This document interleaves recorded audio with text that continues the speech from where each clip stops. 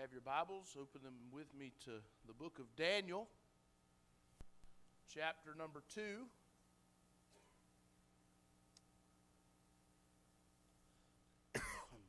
Daniel chapter number 2, and we're going to, begin reading in verse number 30.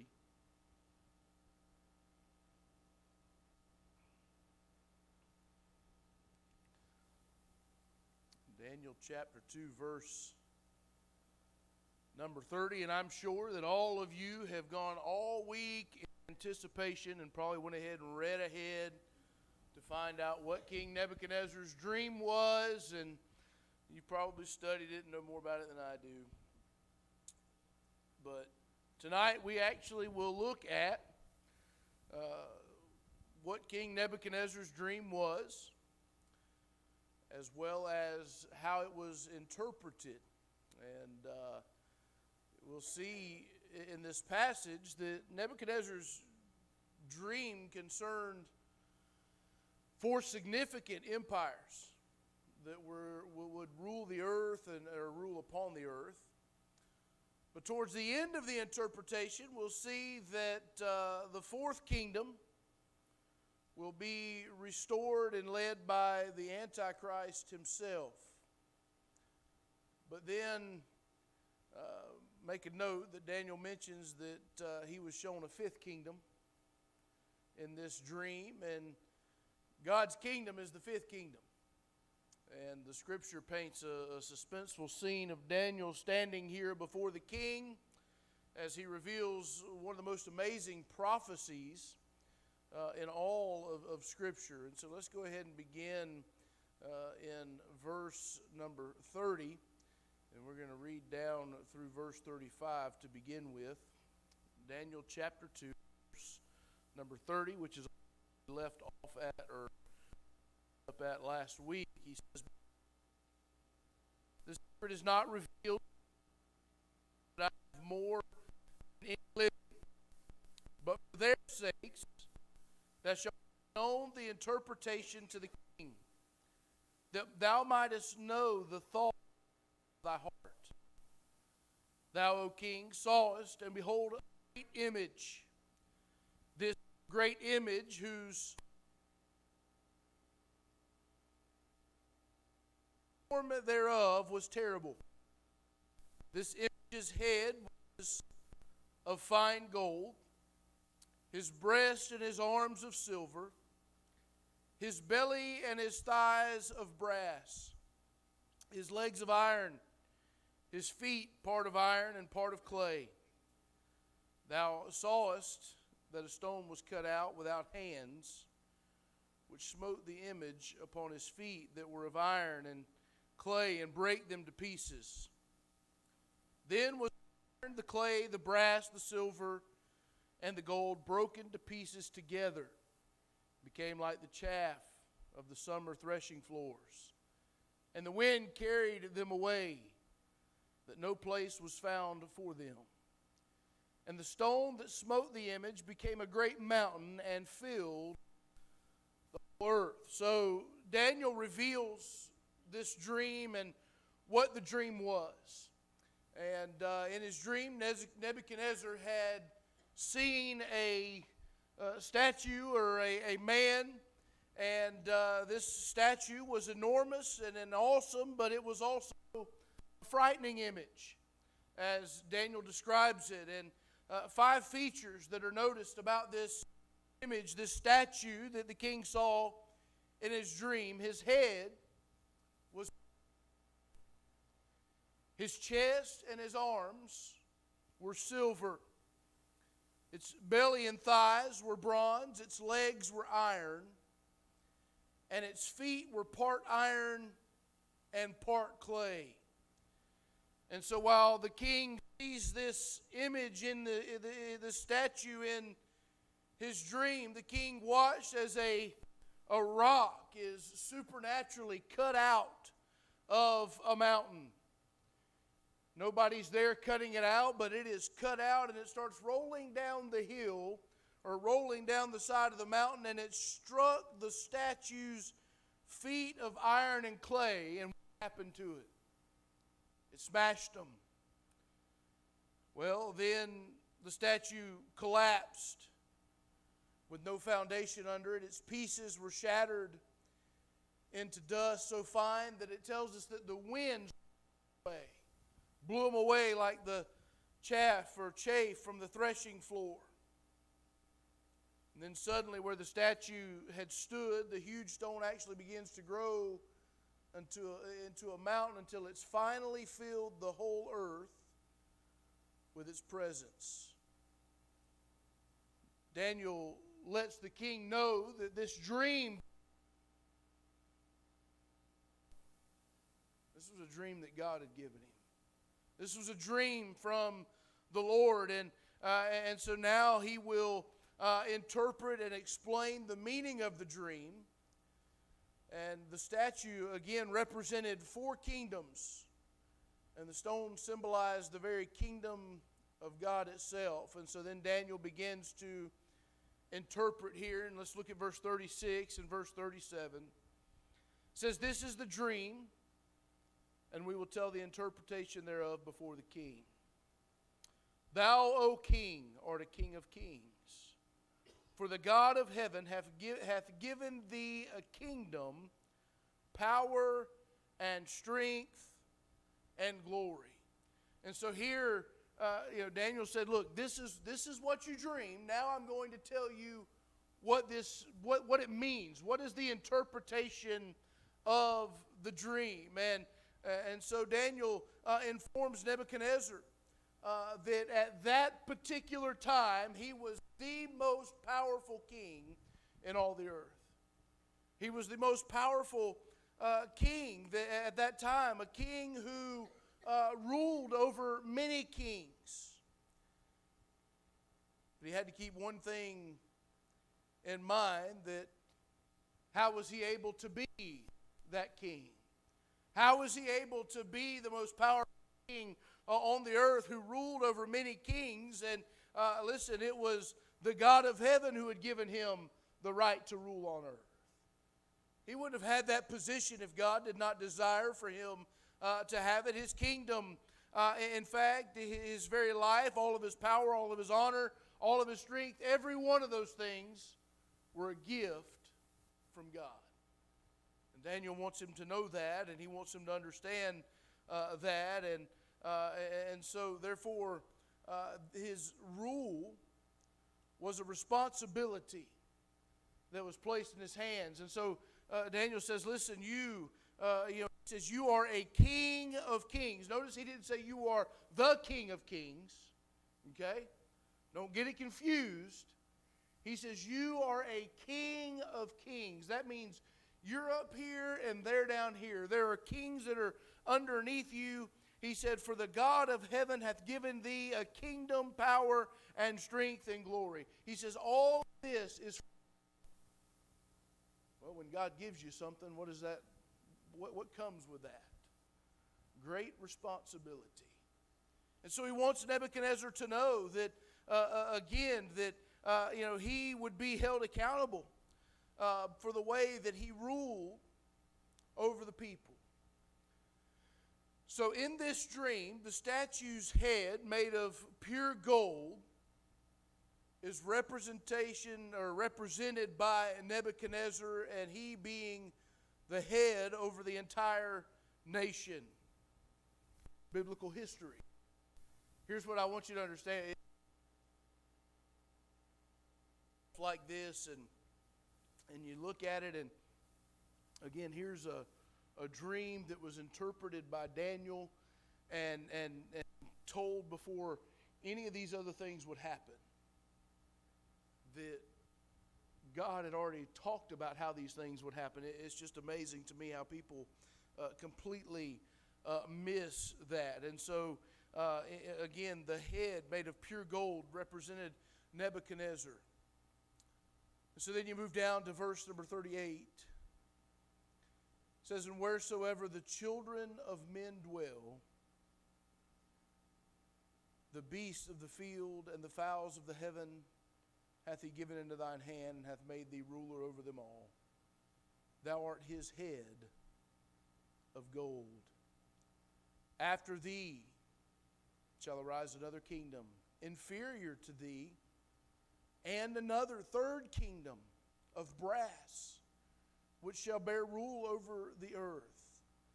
And the fourth kingdom shall be strong as iron, for as much as iron breaketh in pieces and subdueth all things, and as iron that breaketh all these, shall it break in pieces and bruise.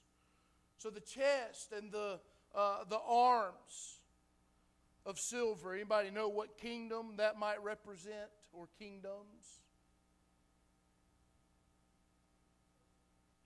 The Medes and the Persians. The Medes and the Persians. Again, biblical history. Daniel said that after the fall of Babylon, which is where Nebuchadnezzar was, that another world empire would arise. But that next empire, the Medo-Persian Empire, it would be inferior to the Babylonian Empire. It would be inferior to it. So the two arms apparently symbolize the two divisions. Again, you have the Medes and the Persians, and in biblical history, the Medo-Persian Empire dominated near the Middle East for 200 years. And so that prophecy would come true. Then you have the bronze belly and thighs of the statue. Anybody know what empire that would represent? Greece. The Grecian Empire. In 331 BC, Alexander the Great would sweep across the Medo-Persian Empire, and he would defeat its army in a number of battles. I mean, he would just come in and just utterly destroy them. And so guess what? That prophecy would come true. The statue's legs of iron was the fourth kingdom. Who would that represent? Rome. And this is where it gets deep, because Rome was to dominate the world for about 600 years. And Daniel points out four significant features of this fourth kingdom. This fourth kingdom would crush all opposing powers with its iron fist. If you look at verse number 40, it says, "And the fourth kingdom shall be strong as iron." They will just destroy all opposing powers. This kingdom will be a divided empire, a federation of nations at the end of its history. Look at verse 41. "Whereas thou sawest the feet and toes, part of potter's clay and part of iron, the kingdom shall be divided, but there shall be in it of the strength of iron, for as much as thou sawest the iron mixed with the miry clay." And so this is represented, the division there that would be within the Roman Empire is pictured here and represented by the feet and the 10 toes that were part iron and part clay. This fourth kingdom will have parts or nations, some that are very strong like iron, but some that are very weak like clay. In verse 42 he says, "And as the toes of the feet were part of iron and part of clay, so the kingdom shall be partly strong and partly broken." This fourth kingdom would be a mix of people who will not remain united any more than iron mixed with clay. Look at verse 43. "And where, as thou sawest iron mixed with miry clay, they shall mingle themselves with the seed of men, but they shall not cleave one to another, even as iron is not mixed with clay." You can't take and mix iron and clay. It's just not going to work. They're not going to bond together. They're two completely different things, and they're made up. What makes them up is just not going to allow them to bond together. And he says, hey, this fourth empire, This Roman Empire is going to experience exact same thing. It should be noted that the feet and the toes are extensions of the legs of that fourth kingdom of that Roman Empire. The feet and toes at the end or the bottom of the legs suggest that they represented the final phase of that Roman Empire. Said to be made of iron, but its feet and toes represented the end of its history. Or said to be made of a kingdom made of iron and clay. And I'm not going to go into a ton of depth on this tonight, other than to say that when we read a little bit further, I don't know that how much we'll get into it, but when you chapter 7 and chapter 2 are two totally different dreams. You'll see that if you read it. Like I said, I don't know, we're not there yet, so I'm not going to say that I'm definitely going to study all that and we'll teach it. There's a good chance, but the same kingdoms and empires are being described. So chapter 2 and chapter 7, two totally different dreams, same empires being described in both. And when you get to chapter 7, you'll see a further explanation of chapter number 2. Also, even further down the road in chapter 11, you find that even more of an explanation will play a part in this same discussion. And so, so when we look at these kingdoms, do you notice anything significant about this from the start, from the head, as you go all the way down to the toes? What do you notice? It's weaker, yeah. It just continues, to get weaker. And I mean, you started and you had a head of gold, solid, strong.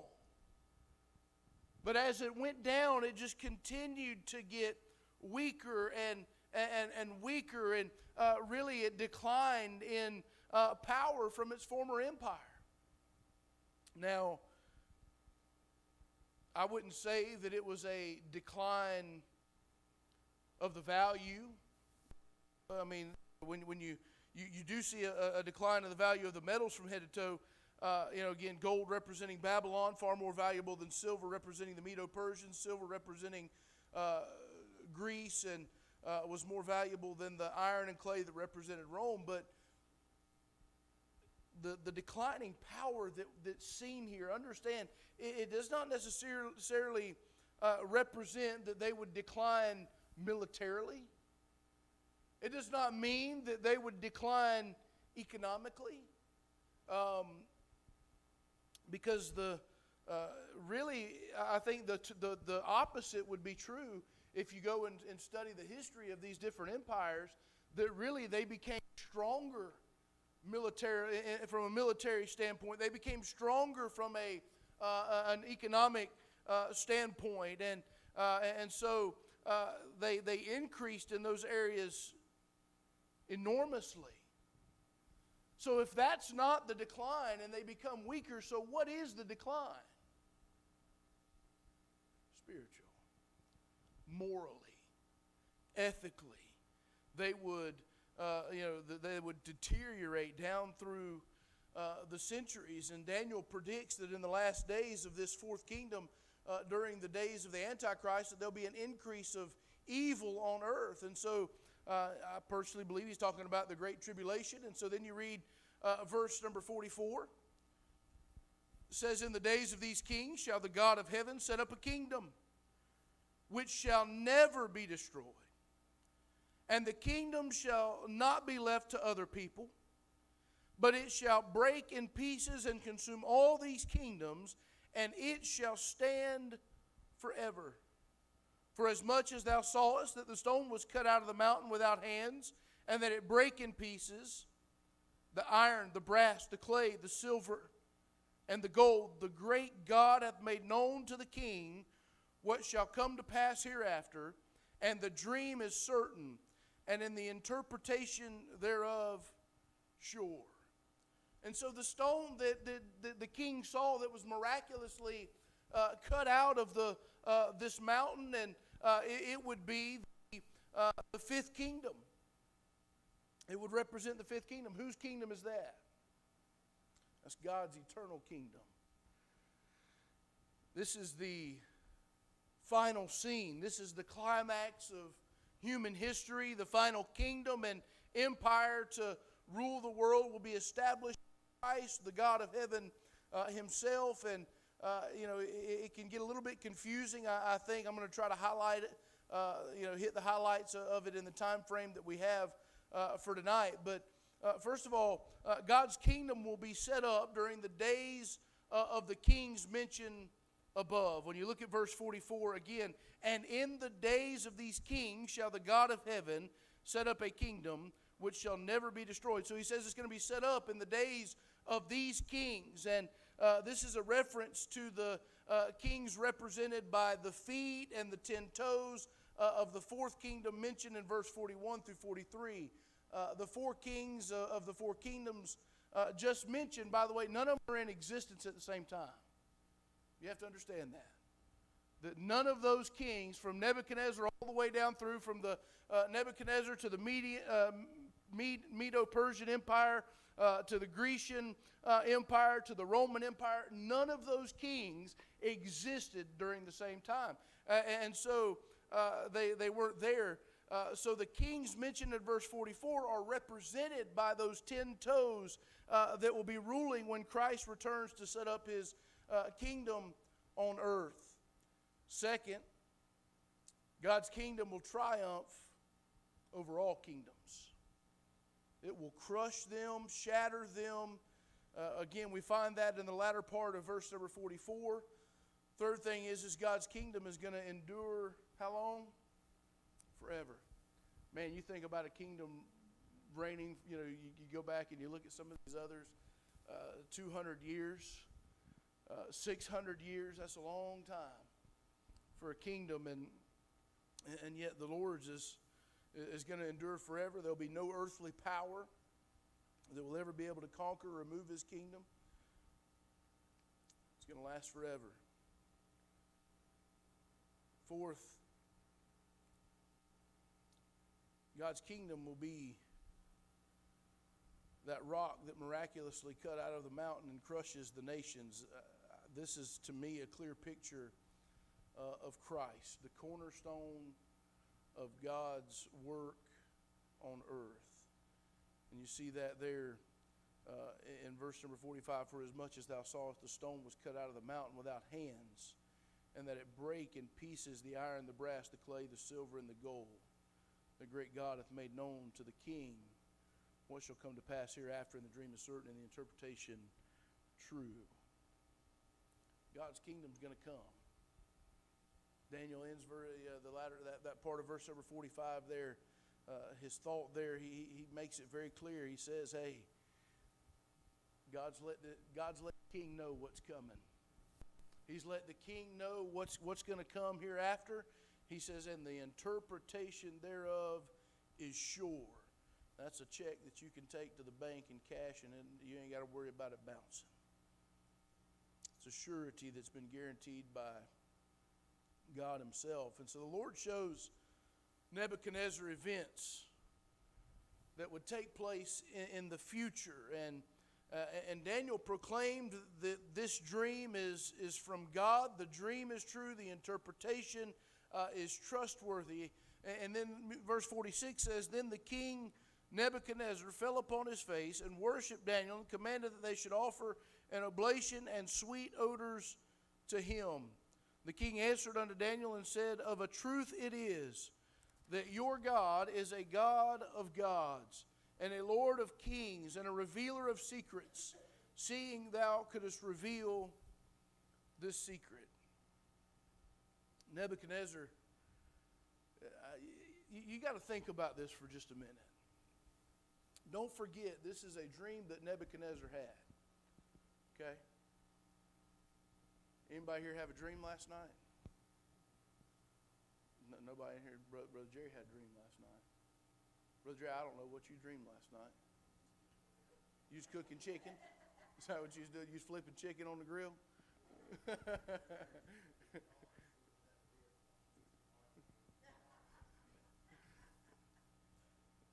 Listen, here's the thing. I could have had a dream. I don't remember 99% of my dreams. I'll just be honest with you. But this was a dream that Nebuchadnezzar had, and he wanted somebody to interpret it, but he couldn't remember it. He's kind of like the rest of us, ain't he? It's like, man, I need to know what that means, but I sure can't even remember what it was. And so he went to the people that he thought could give him some insight. They said, we can't help you. You got to tell us what the dream was. He said, I don't remember. So he's going to kill all these folks, all these so-called intelligent, smart people that can interpret dreams. He's just going to kill them. Daniel says, whoa. That might include me.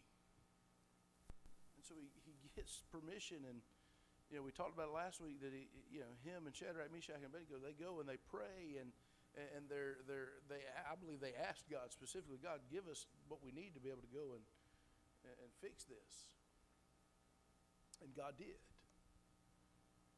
And so imagine you're Nebuchadnezzar. And so you get word that Daniel's got the dream that he's going to interpret it. And you're probably thinking, how is he going to know what I dreamed? Maybe he didn't. That's what I would have thought. If you come tell me what I dreamed last night, I'm going to look at you like you're dumb. I'm just going to be honest. Okay? So Daniel comes, and he not only tells the king he dreamed, but he says, here's what it means. And now, maybe a little pride on Nebuchadnezzar's part, I don't really know. I'm at the top. I'm the head of gold. So here's the reality of it is it didn't matter. It was all destroyed, wasn't it? When that rock came in. But can you imagine the emotion, the excitement over, man just told me exactly what I dreamed. And he's interpreted it. And so he's excited about this. And I imagine he's overwhelmed at the meaning of the dream, and he falls on his face before Daniel. I mean, just falls flat on. This is the king now that falls flat on his face before Daniel, and at that point he is honoring and he's treating Daniel like he's a god. He also acknowledged the hand of Daniel's God upon his life. And then I imagine he shocked the members of his royal court that were present when he acknowledged that Daniel's God was superior to all the other gods.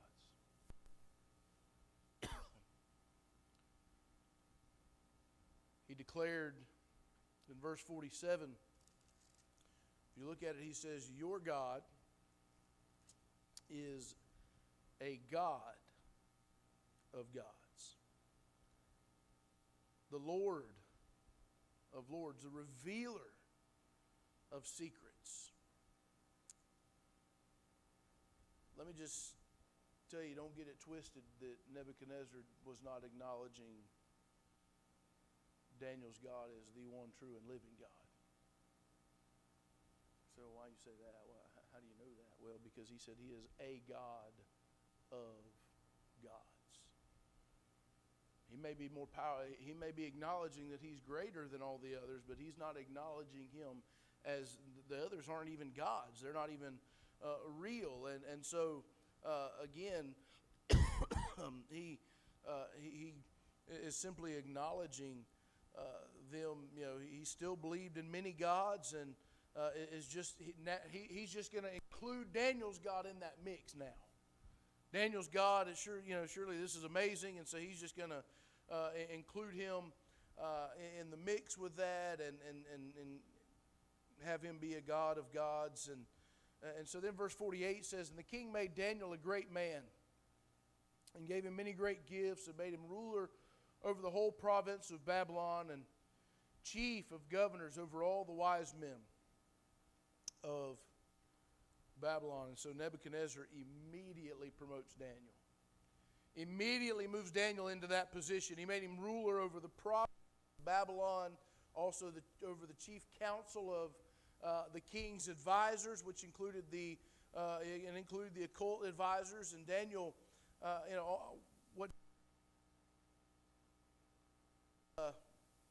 he told the king his dream, interpreted it was only natural. Nobody else could do it. And so it's only natural that Daniel be promoted over the province of Babylon, be promoted to the chief council to the king, and he was also rewarded with many valuable gifts and great wealth. And I love, verse 49 is kind of one of those that we might just and glance over. But it says, then Daniel requested of the king, and he set Shadrach, Meshach, and Abednego over the affairs of the province of Babylon, but Daniel sat in the gate of the king. And so, obviously, at some point, Daniel asked the king to promote Shadrach, Meshach, and Abednego as well, and they were appointed to serve under Daniel as administrators over the province of Babylon, and Daniel would remain in the royal palaces while they oversaw the day-to-day affairs of the province. And so you say, well, what can we learn from this passage? To me, it just shows again, this is nothing more than a testimony to me. Number one, God's going to use whatever situation He has to prove that He is God. Right? Hey, the fact that of how all of this started, when you go all the way back and you understand that